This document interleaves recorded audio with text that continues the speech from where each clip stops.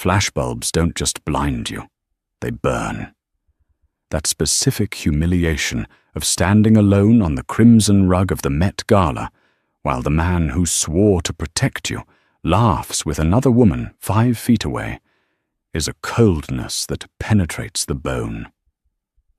Sienna Pembroke stood freezing in a dress 3 seasons old, watching her husband Harrison whisper into the ear of a rising starlet. The world saw a discarded trophy wife. But in exactly 12 minutes, the arriving limousine of Alexander Preston, the recluse billionaire everyone thought was dead, wouldn't just change the headlines. It would burn Harrison's entire world to ash. The humidity in New York City that evening was oppressive, a stark contrast to the glacial atmosphere inside the limousine. Sienna Pembroke stared out the tinted window as the vehicle crawled down Fifth Avenue, the lights of the paparazzi reflecting like chaotic lightning strikes against the glass. "Do try to smile, Sienna Harrison," said Knott, looking up from his phone. The blue light illuminated his sharp, handsome features that had once made Sienna's heart stutter, but now only induced a dull ache of anxiety. "And keep your shawl on. That dress is... frankly, it's embarrassing. I told you to buy something new." Sienna touched the fabric of her gown. It was a vintage emerald velvet elegant, but undeniably dated compared to the avant-garde structural pieces currently dominating Vogue.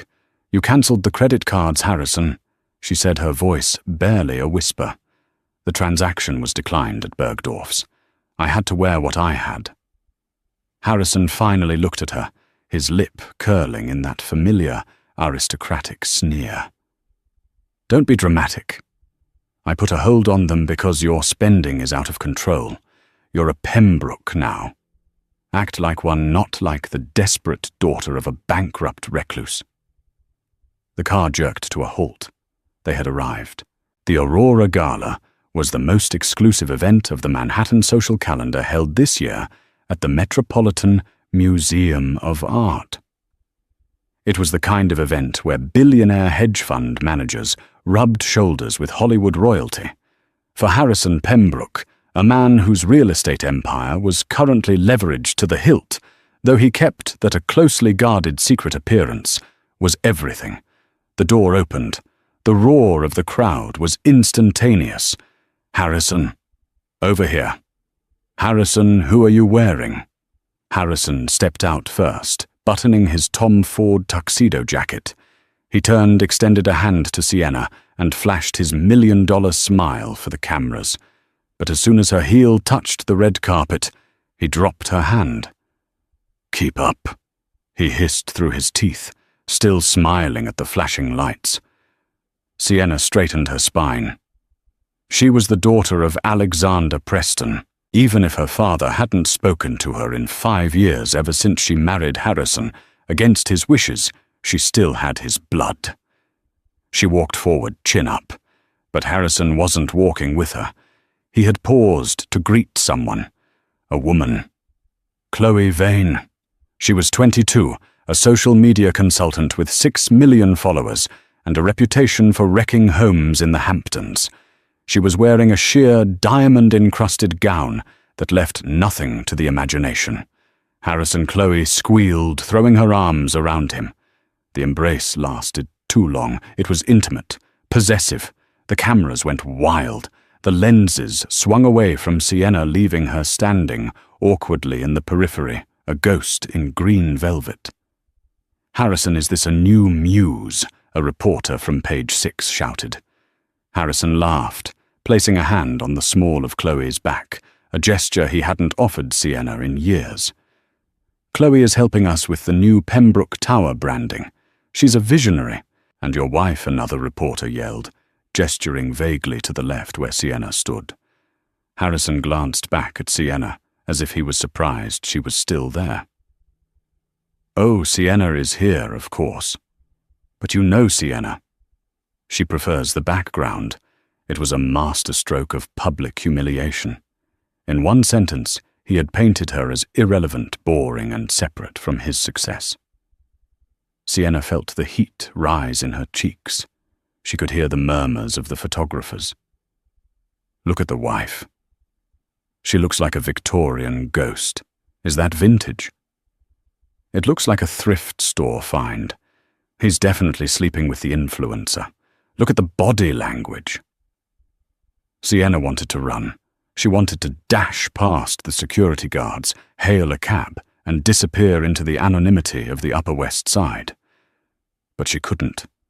Harrison held the keys to everything: her home, her reputation, and even the funds for her mother's care facility in Zurich. She was trapped.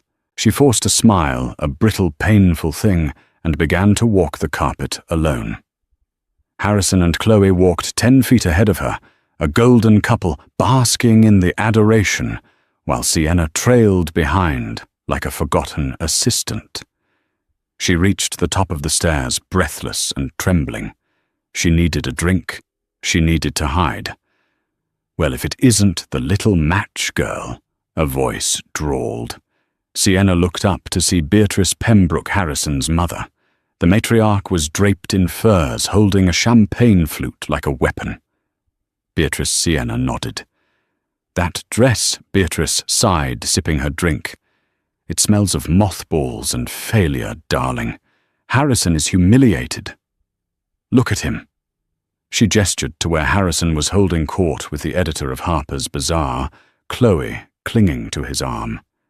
He needs a partner who shines, not a relic. I'm his wife, Beatrice Sienna, said her voice, shaking. For now, Beatrice smiled icily. I've seen the papers, Sienna. The prenup is ironclad. When he cuts you loose, and he will once the merger with the Davenport Group goes through next week, you'll be back on the street. No father to save you this time. Sienna felt the floor tilt. The merger. Harrison had been talking about the Davenport deal for months. It was the deal that would make him a billionaire in his own right, if he was planning to divorce her after the deal. Suddenly, a hush fell over the bottom of the stairs. It wasn't the polite quiet of a toast beginning. It was the stunned silence of a shockwave. Even Harrison stopped talking. Chloe looked confused, her phone lowering. The photographers, who had been screaming for Harrison's attention, fell dead silent, their lenses turning in unison toward the entrance of the tent. A black Rolls-Royce Phantom 6 had pulled up, not the modern version, the classic 1960s model, immaculate and imposing. It had no license plate, just a small crest of a golden lion on the bumper. The door opened. A cane made of black, polished ebony with a silver handle struck the pavement first. Clack! Then a man emerged. He was tall, thin, but wire-strong, wearing a tuxedo that fit so perfectly it made Harrison's Tom Ford look like a rental. His hair was silver, swept back. His face was lined with the kind of scars you don't get in a boardroom. Alexander Preston, the Iron Wolf of Wall Street. He hadn't been seen in public since the 2008 crash. Rumors said he was dying. Rumors said he was insane. Rumors said he had lost his fortune. He stood there, adjusting his cufflinks. He looked up the red stairs, his grey eyes scanning the crowd with the predatory focus of a hawk. Sienna gasped. Daddy Beatrice dropped her champagne flute. It shattered the glass, loud in the silence. Alexander didn't look at the press. He didn't look at the screaming fans. He walked straight up the stairs, ignoring the security detail that tried to flank him. He moved with a dangerous energy. Harrison, recovering from his shock, puffed out his chest. He saw an opportunity. If he could be seen greeting Alexander Preston, his stock would triple overnight. He disentangled himself from Chloe and stepped forward, hand extended, blocking Alexander's path. Alexander Harrison boomed, putting on his best son-in-law voice. My God, it's been years. What a surprise we didn't know you were coming. Sienna is just over there. We were just talking about how much we miss Alexander. Didn't stop. He didn't slow down. He walked straight through Harrison. He didn't shove him. He just walked with such authority that Harrison instinctively scrambled out of the way to avoid being trampled, stumbling back and nearly tripping over Chloe's train. Alexander stopped in front of Sienna. The world held its breath. The last time they had spoken, he had told her that marrying Harrison was the biggest mistake of her life, and if she walked out the door, she walked out alone. Sienna looked into her father's eyes, expecting the "I told you so." She expected the judgment. Instead, Alexander Preston reached out and gently tucked a stray lock of hair behind her ear. His eyes, usually cold as steel, were soft. "You're wearing your mother's dress," he said, quietly. His voice was gravel and old whiskey. "It's all I had," Sienna choked out, tears spilling over. He cut me off, Dad." Alexander's jaw tightened. The softness vanished, replaced by a terrifying, cold rage. He turned slowly to look at Harrison, who was dusting off his jacket, his face red with embarrassment.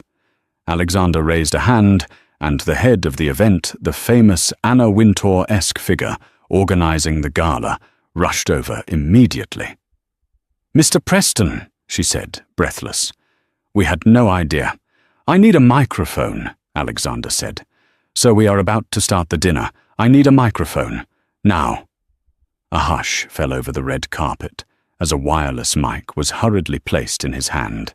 The cameras were zooming in. This was live-streamed to millions.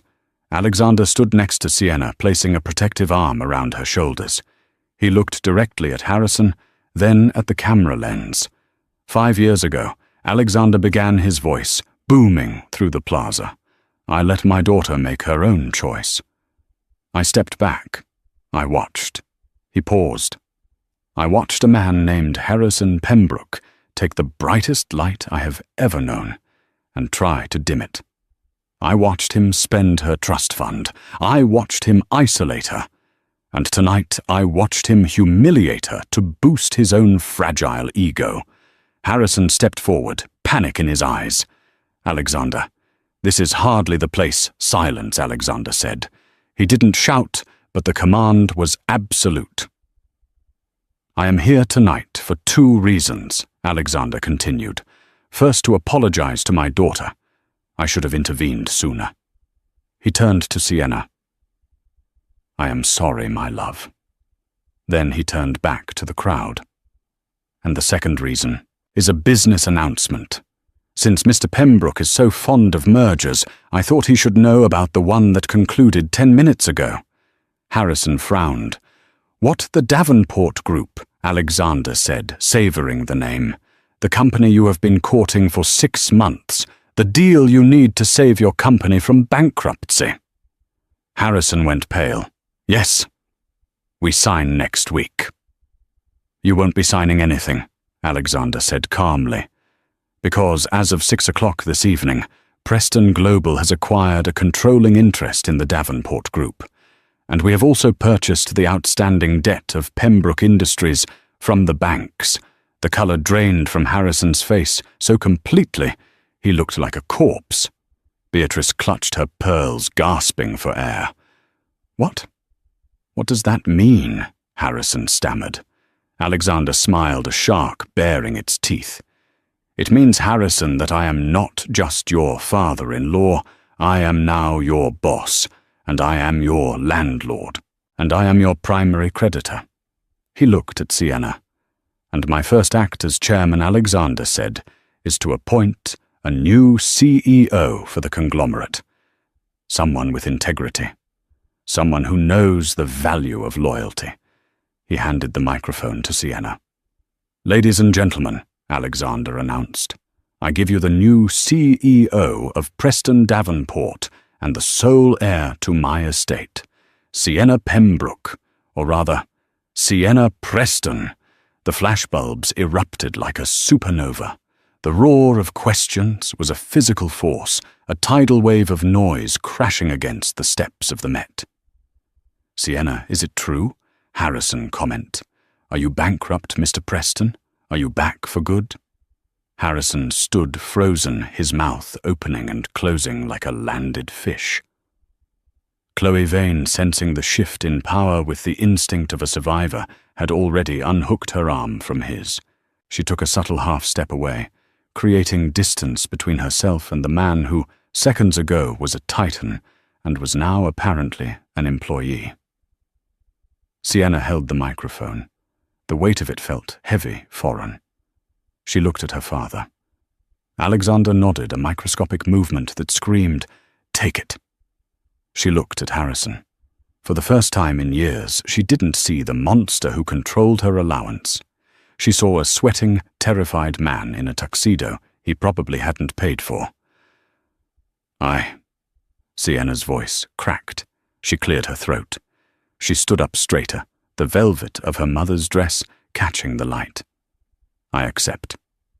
She handed the mic back to her father. "We're leaving," Alexander said. He guided her down the stairs, not toward the entrance of the party, but back toward the Rolls-Royce. "Wait." Sienna Alexander Harrison ran after them, discarding all dignity.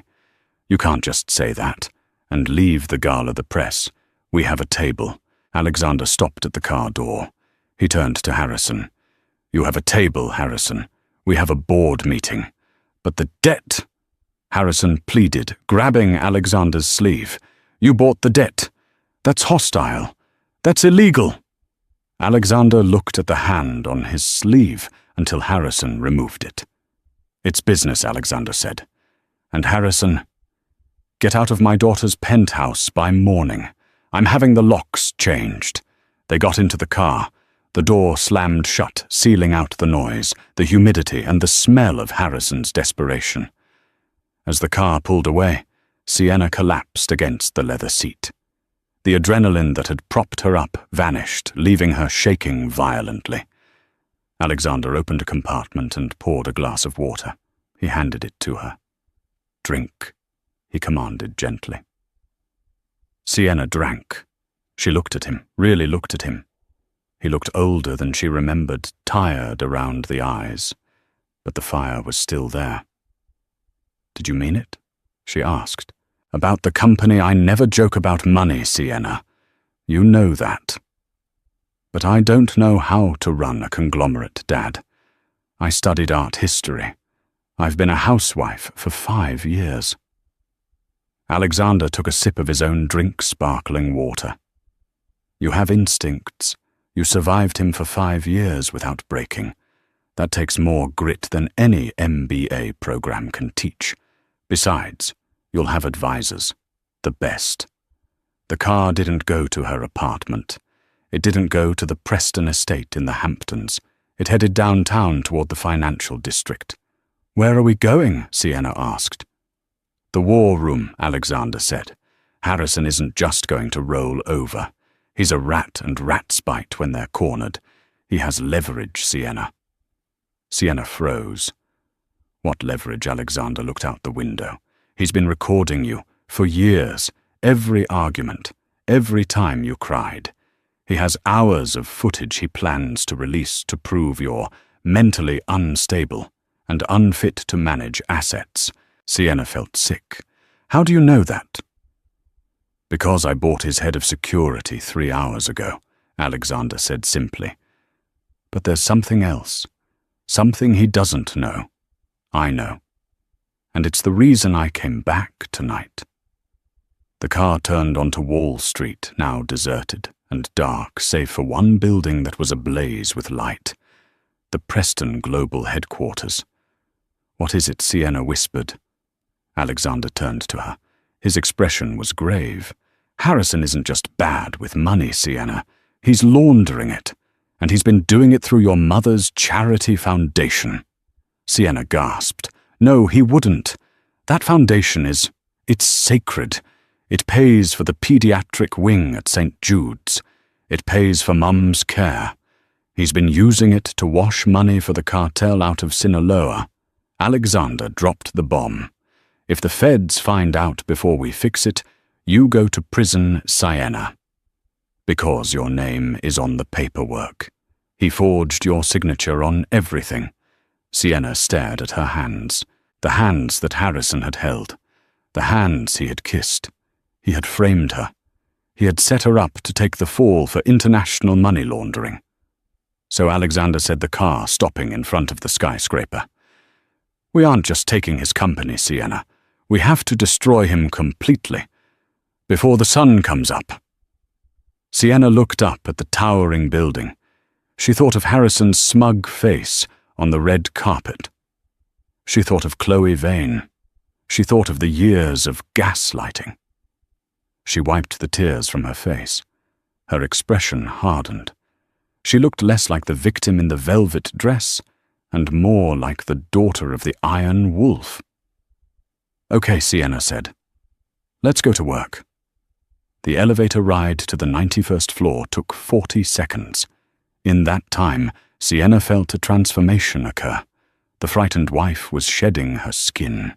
The reality of Harrison's betrayal using her mother's charity, the one pure thing in her life, ignited a cold fury in her gut. The doors opened directly into the penthouse office. It was a hive of activity. Despite it being 9:00 p.m., there were 20 people moving around. Analysts in shirt sleeves with ties undone, cybersecurity experts, huddled around banks of monitors, and lawyers shouting into phones. "Mr. Preston on deck," a security guard shouted. The room went silent. Alexander strode in Sienna at his heel. "Status," Alexander barked. A man stepped forward. He was young, perhaps 30, with messy dark hair and glasses. He wore a hoodie which stood out among the suits.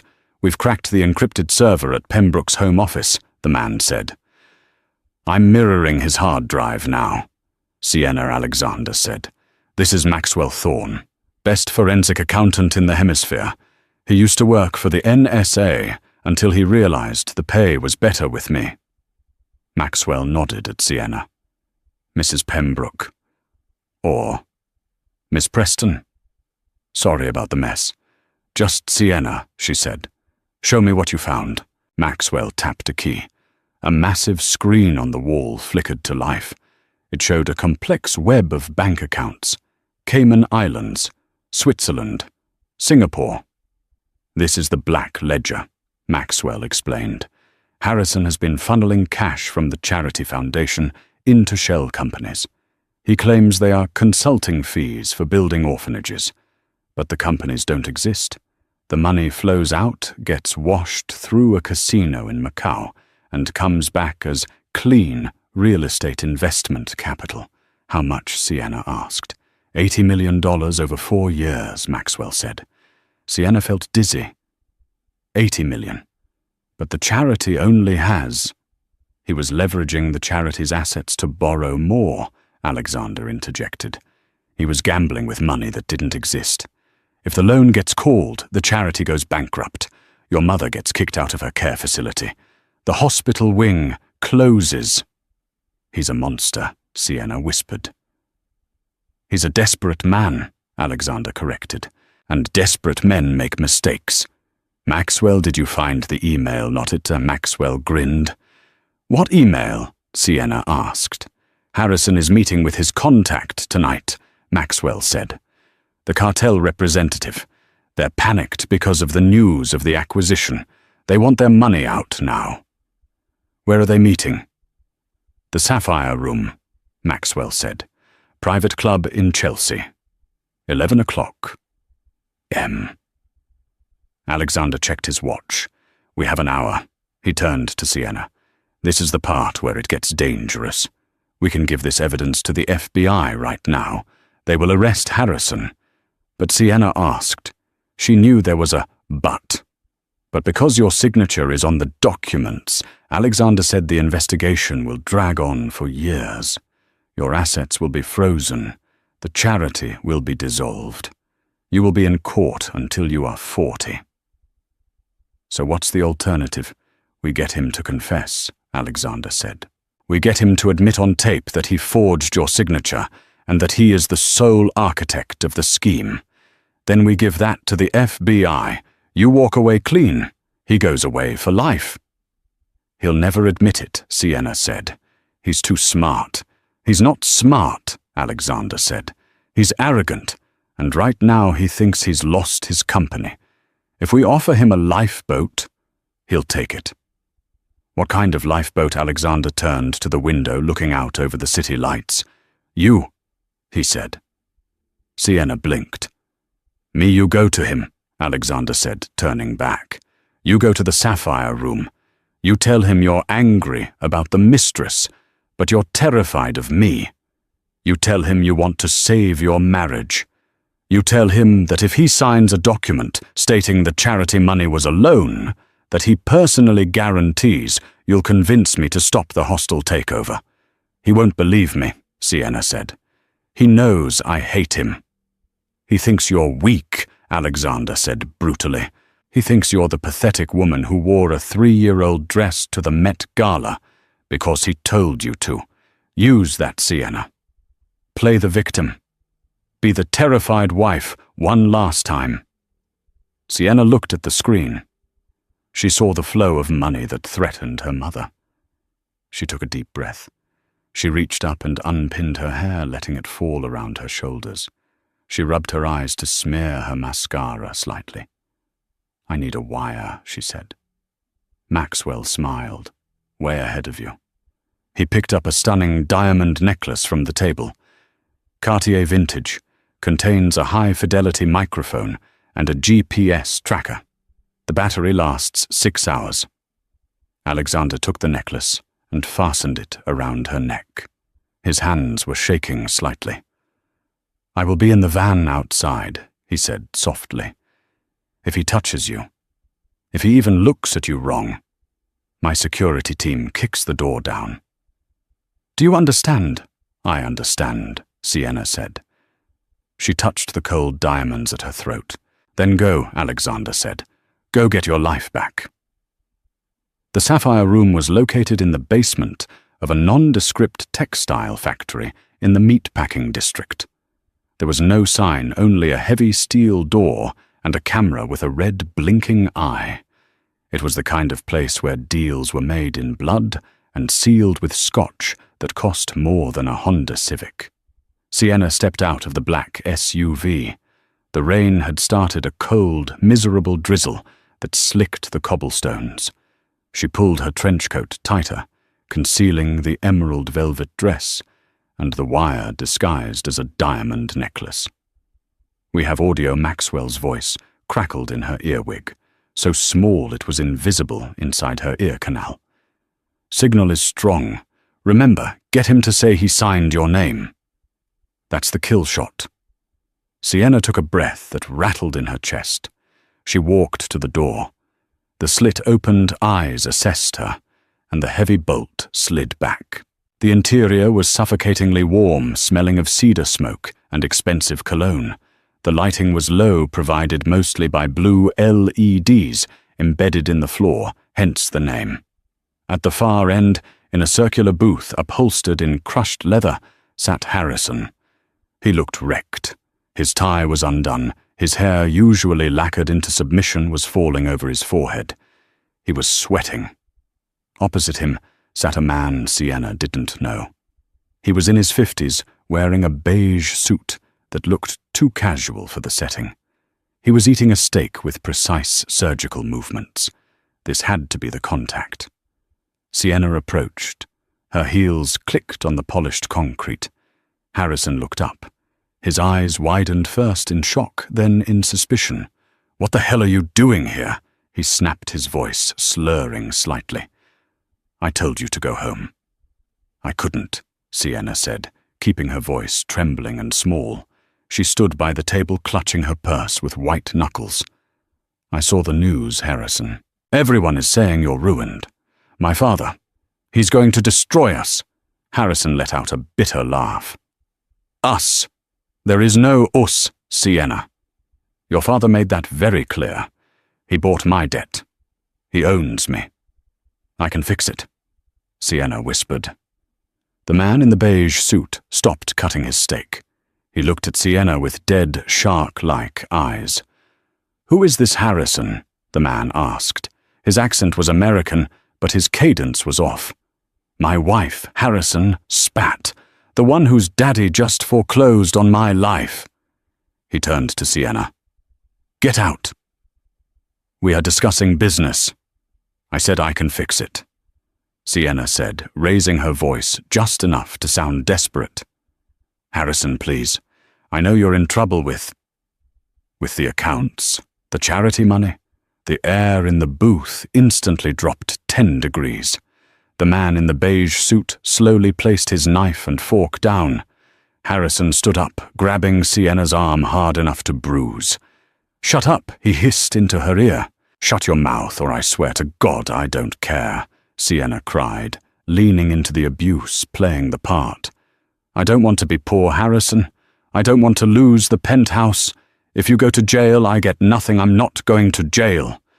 Harrison growled, shoving her back. You are if Dad finds out you forged my signature on the Cayman transfers, Sienna shouted.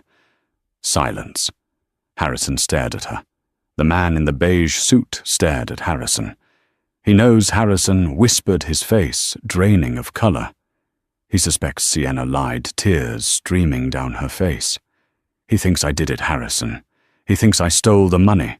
He's going to cut me out of the will unless I prove it was you. But if we work together. How Harrison asked, desperate for a lifeline. I told him I'd get you to sign a promissory note. Sienna improvised her heart, hammering against her ribs.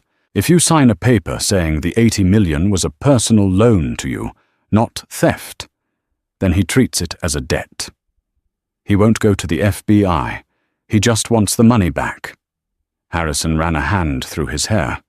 He looked at the man in the beige suit. Dominic, give us a minute. No, Dominic said calmly. This is interesting.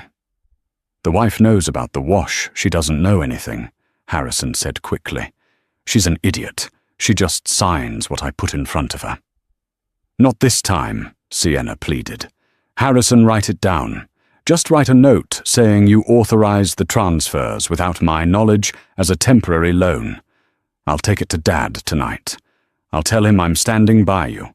He'll back off the hostile takeover if he thinks we're a united front.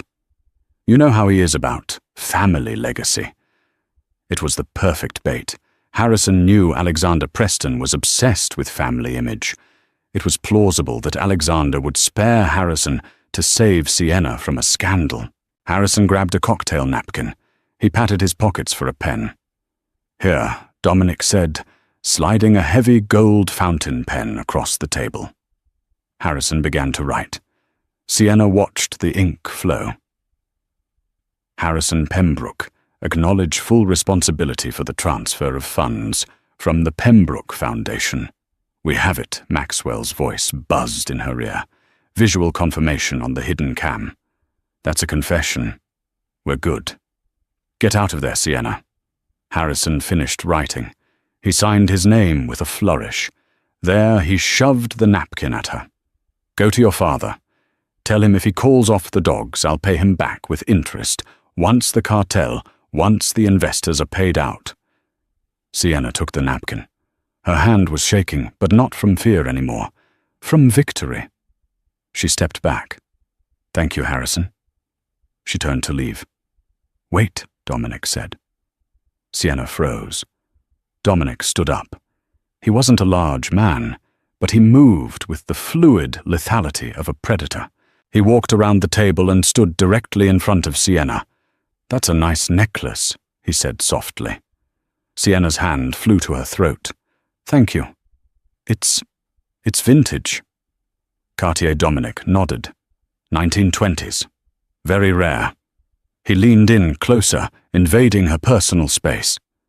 But Cartier didn't use lithium-ion batteries in the 1920s. Sienna stopped breathing. Dominic's hand shot out, grabbing the necklace. He yanked it. The clasp broke, and the jewelry came free. He held it up to the dim light, examining the large center stone. He turned it over. A tiny red light was blinking on the back of the setting. She's wired, Dominic said, his voice flat. Harrison looked at Sienna, and the betrayal on his face morphed instantly into a murderous rage.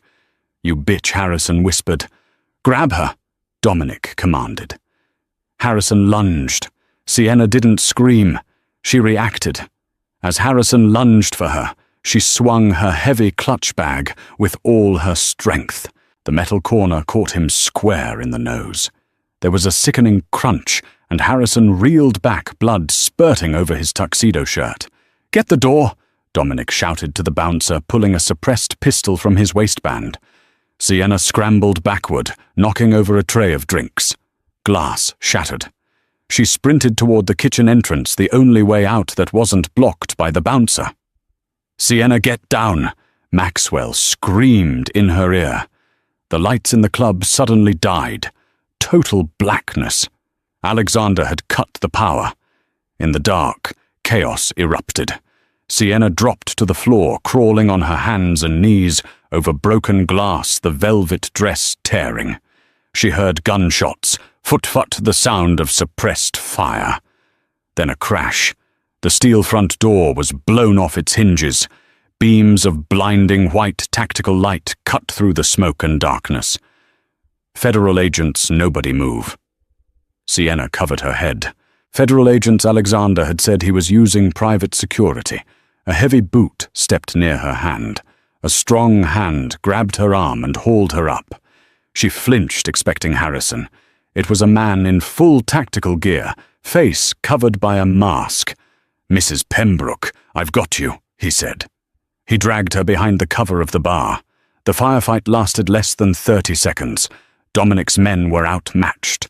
The tactical team moved with overwhelming precision. Clear right, clear left. The emergency lights flickered on, bathing the room in an eerie red glow. Harrison was on the floor, clutching his broken nose, sobbing. Dominic was gone. He must have slipped out a back exit the moment the lights went out. Alexander Preston walked through the ruined door. He wasn't wearing body armor. He was wearing his tuxedo, holding his cane, looking like he was strolling through a park. He walked past the agents, past the wreckage, and found Sienna behind the bar. "Dad." She breathed, shaking uncontrollably. He took off his tuxedo jacket and wrapped it around her shoulders. "I told you, the cavalry was outside. You said private security," Sienna said, looking at the agents with FBI on their vests. "I lied," Alexander said calmly. "I called the bureau the moment you got the confession on tape. I couldn't risk them hurting you." He turned to where Harrison was being handcuffed. An agent was reading him his rights. Alexander walked over to his son-in-law. Harrison looked up his face, a mask of blood and snot. "You set me up." Harrison wept. "She set me up." Alexander leaned down, resting his weight on his cane. "Harrison," he said softly, "you mistook my daughter for prey. You forgot that she was raised by a wolf." Harrison spat at him, but it landed on Alexander's shoe. "The cartel will kill you. They'll kill all of you. You don't know who you're messing with." The cartel, Alexander said, checking his cufflinks, is currently very busy. "My associates in Mexico City just tipped off the federales to their main warehouse. They aren't thinking about you, Harrison. You are a loose end. And loose ends get cut." Harrison's eyes went wide with true terror. He realized then that prison was the safest place for him. "Take him away." Alexander waved his hand dismissively.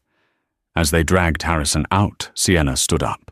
She walked over to the table where the napkin still lay. The confession. She picked it up. An FBI agent approached her. "Ma'am, I'll need that as evidence." Sienna looked at the napkin.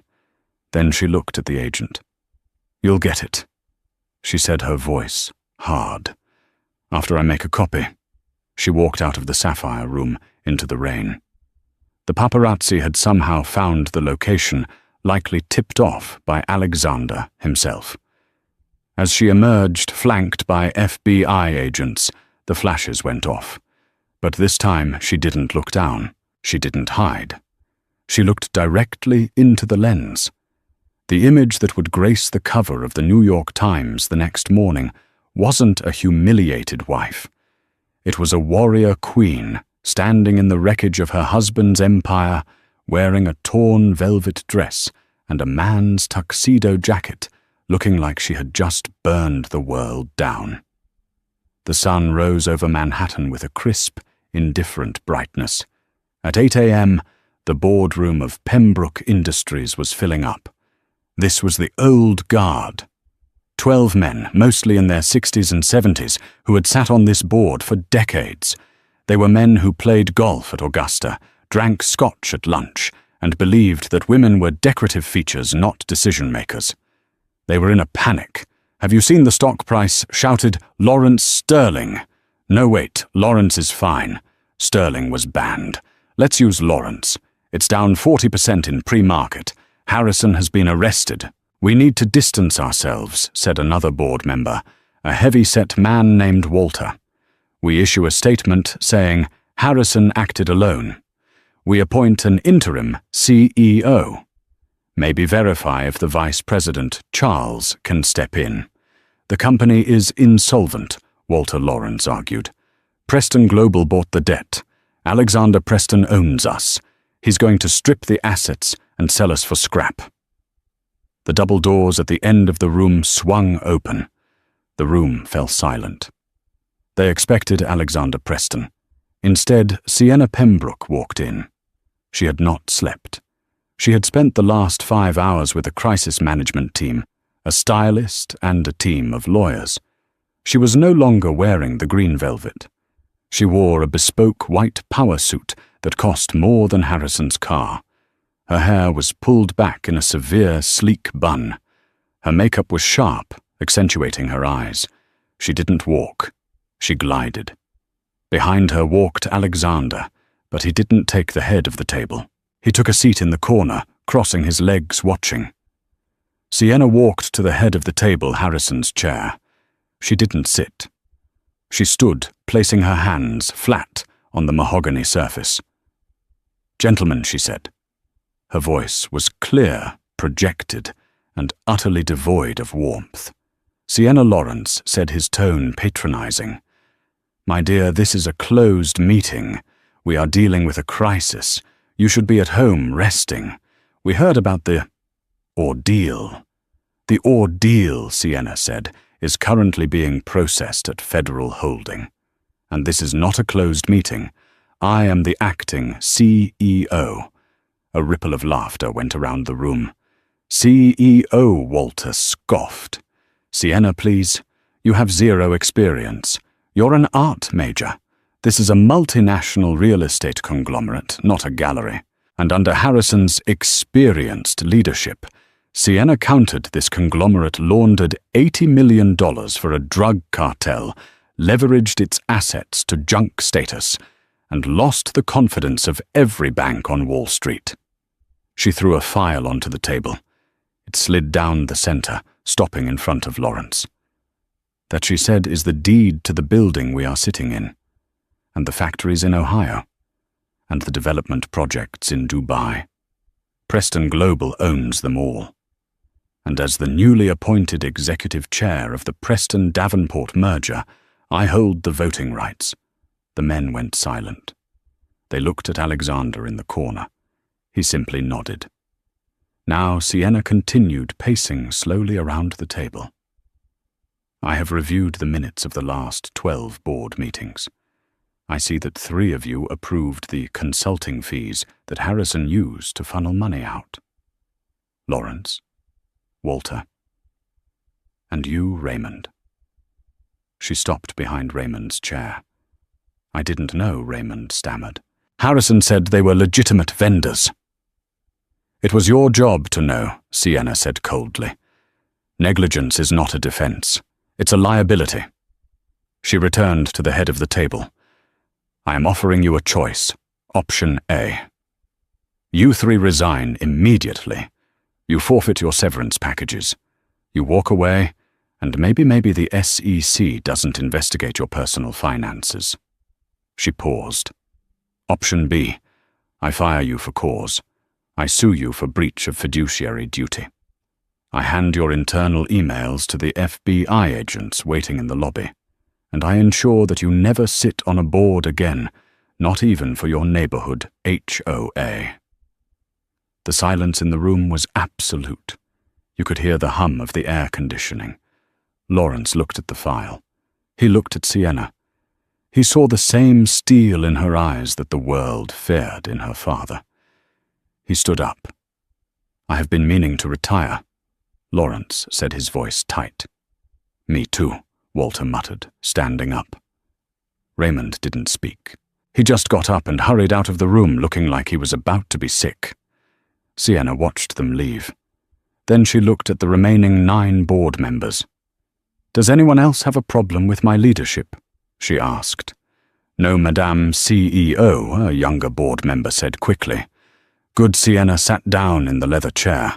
It was too big for her, but she made it look like a throne. "First order of business, we are rebranding. The name Pembroke is poison. Effective immediately, we are operating as the Aurora Group." Alexander smiled from the corner. "Aurora. The dawn. A new beginning," Second Sienna said. "We are liquidating the private jet fleet and the executive penthouses. The proceeds will go to repaying the Pembroke Foundation and ensuring the pediatric wing at St. Jude's stays open." She looked at her father. "And third," she said, allowing a small smile to touch her lips, "I need a coffee." Black. The invitation sat on the vanity of the penthouse suite at the Pierre Hotel. It was thick, cream-colored cardstock with gold leaf lettering, the Metropolitan Museum of Art Costume Institute benefit. 6 months ago, Sienna Pembroke had looked at an invitation like this with dread. She remembered the nausea, the shaking hands, the desperate attempt to pin a vintage dress that smelled of cedar, and shame, knowing she was walking into an arena where she was the punchline. Tonight, the room didn't smell of fear. It smelled of fresh espresso and Joe Malone lime basil candles. Ms. Preston Sienna turned away from the window, where the Central Park tree line was just beginning to turn the color of autumn fire. "We're ready for the fitting," the stylist said. This wasn't a panicked fitting with a 3-year-old gown. 3 seamstresses from the House of Versace were waiting. Donatella herself had sketched the design after reading about Sienna's hostile takeover of Pembroke Industries. She had called it the Phoenix. Sienna stepped into the dress. It was not velvet. It was a mesh of liquid gold chainmail structured with an internal corset that made her posture regal, almost militaristic. It flowed over her body like molten metal, heavy and expensive. It was a dress that didn't just say, "Look at me." It said, "Don't you dare look away." As the seamstresses adjusted the hem, Sienna's phone buzzed on the marble counter. It was a notification from the Wall Street Journal. Breaking Aurora Group, formerly Pembroke Industries, posts record Q3 profits. CEO Sienna Preston credited with miraculous turnaround of the distressed asset. She swiped the notification away. It hadn't been a miracle. It had been 6 months of hell. She had fired 40% of the upper management men who had spent years expensing 3 martini lunches while the company rotted. She had sold the private jets to fund the pediatric wing. She had spent 18 hours a day in the war room with Maxwell Thorne, tracking down every cent Harrison had hidden in the Cayman Islands. Speaking of Harrison, Sienna picked up the remote and flicked on the television mounted in the mirror. The news channel was playing a segment on the fall of the Pembroke Prince. The screen showed footage of Harrison not in a tuxedo, but in an orange jumpsuit, shuffling into a federal courthouse. He looked gaunt. His hair, once his pride and joy, was shaved close to his scalp. He had taken a plea deal 15 years for wire fraud, money laundering, and embezzlement. Sienna watched his face. There was no anger left in her, just a cold, clinical indifference. He was a bad investment she had finally written off. "Miss Preston, the car is downstairs." Sienna clicked the TV off. She checked her reflection. Her hair was slicked back, sharp and modern. Her makeup was fierce, a gold smoky eye that made her look dangerous. She wore no necklace. She didn't need diamonds to look expensive anymore. She walked out of the suite. The limousine ride to the Met was quiet. Alexander Preston sat across from her. He looked better than he had in a decade. The return to the game had revitalized him. He was no longer the recluse. He was the lion in winter. "You're quiet," Alexander noted, tapping his cane rhythmically on the floor mat. "Just thinking," Sienna said. "About him?" No, Sienna smiled. "I was thinking about the Davenport merger. I think we should renegotiate the terms with the unions in Ohio. If we offer them better health care, we can avoid the strike." Alexander threw his head back and laughed a sound that was rare and precious. "God, you're terrifying. I love it. You sound more like me every day. I learned from the best." The car slowed. They were on Fifth Avenue. The noise penetrated the soundproof glass. The screaming of the fans, the shouting of the press. "Ready to run the gauntlet?" Alexander asked, extending a hand. Sienna took it. "It's not a gauntlet, Dad. It's a runway."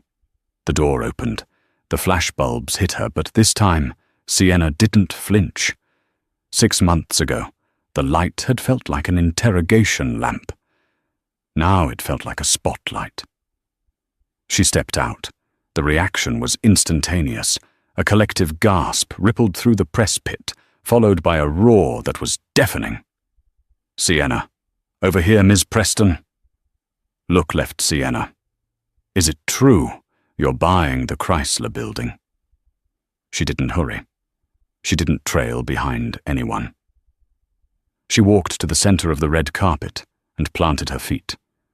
She posed, hand on her hip, chin raised. The gold dress caught the lights, turning her into a living statue of victory. She saw the same reporter from page 6, the one who had asked Harrison about his new muse, while Sienna stood right there. The reporter caught Sienna's eye and actually looked nervous. Sienna walked over to the rope line. The reporter froze. "Ms. Preston," the reporter stammered, "you look stunning. Who are you wearing?" "Versace."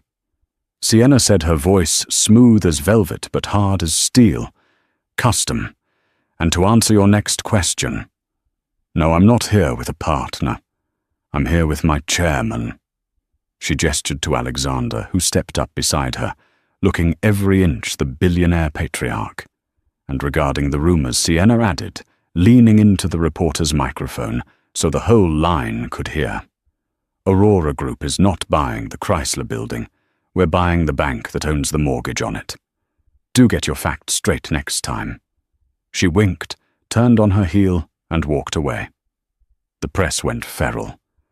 Inside the museum, the atmosphere was thick with the scent of expensive perfume and old money.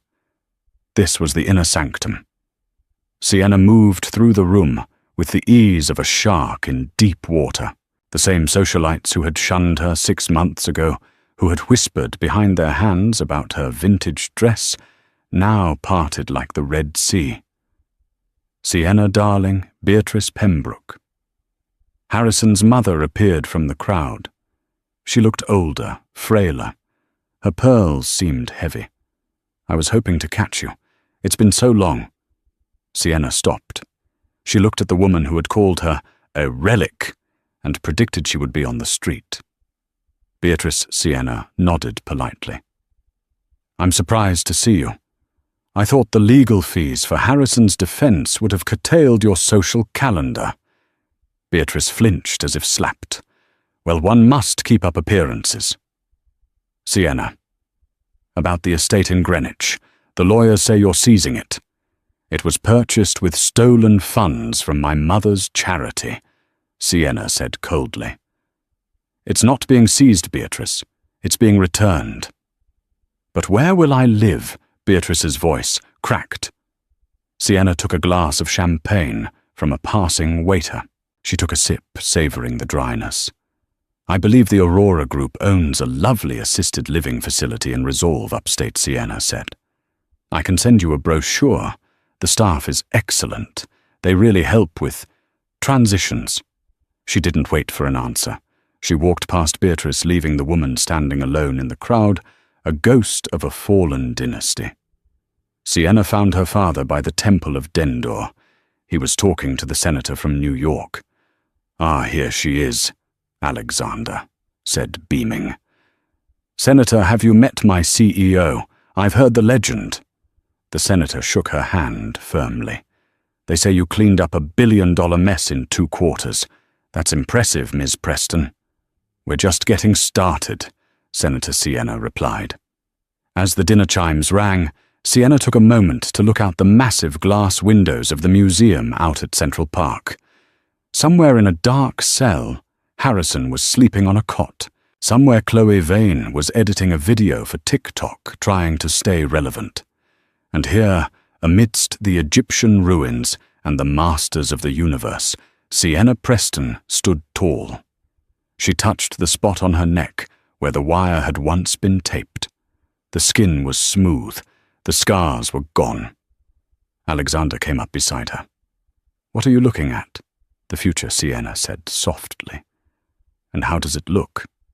Sienna turned back to the room, to the music, to the life that was finally truly hers. "It looks," she smiled, expensive. She took her father's arm, and together the Iron Wolf and the Golden Phoenix walked into the great hall to take their seats at the head of the table. And that, my friends, is how you turn a walk of shame into a victory lap. Sienna didn't just get revenge, she got everything. Harrison is currently serving 20 years in a federal facility, and Chloe Vane last heard she was selling diet tea on social media to pay her legal bills. It's a brutal reminder. Be careful who you step on while you're climbing the ladder, because you might just meet them on their way down, and they might be wearing stilettos. If you enjoyed this story of justice, served cold, hit that like button until it breaks. Share this with a friend who needs a reminder of their own worth. And don't forget to subscribe and ring the bell so you never miss a story. I'll see you in the next one. Stay sharp.